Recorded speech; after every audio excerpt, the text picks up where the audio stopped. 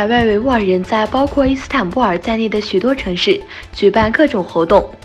庆祝了东突厥斯坦共和国成立86周年日。在伊斯坦布尔宰廷波尔怒，东突厥斯坦教育合作协会举办了大型纪念活动。来自土耳其各地的维吾尔活动人士、教授、宗教学者和数千名维吾尔人参加了活动。活动上，维吾尔网络电视、自由网络电视和自由亚洲电台以及一些活动者接受了鼓励奖项。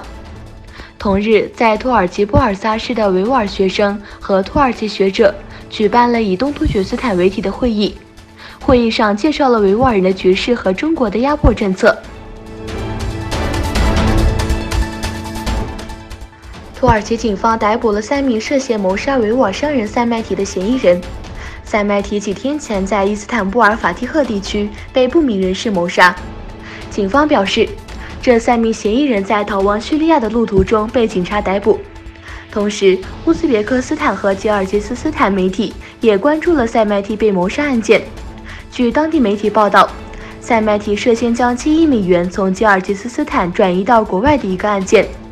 据悉，塞麦提先是从东突厥斯坦向吉尔吉斯斯坦转移了7亿美元，然后再转移到土耳其。英国、美国谴责港府过度使用武力后，中国外交部发言人批评了英美两国的态度。据香港南华早报报道，中国外交部发言人耿爽在例行记者会上批评了华盛顿和伦敦对香港局势的评论。他说，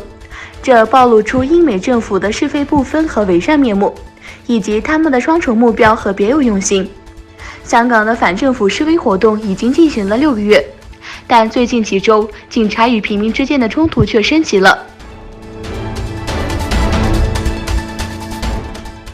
俄罗斯吞并的克里米亚有6人被俄罗斯法院判处监禁。俄罗斯法院判处6名克里米亚人有期徒刑7至19年。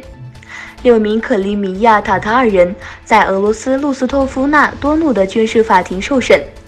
罪名是加入一个恐怖组织。根据法院的判决，包括来自克里米亚雅尔塔地区的穆斯林阿利耶夫和恩维尔·贝吉洛夫在内的6个塔人被判处7至19年徒刑。乌克兰外交部抗议俄罗斯对克里米亚人的判刑。美国总统唐纳德·特朗普在纽约经济俱乐部发表演讲时批评了欧盟和中国。特朗普表示，欧盟的贸易壁垒对美国生产者而言不公平，欧盟的贸易壁垒很糟糕，在许多方面都比中国差。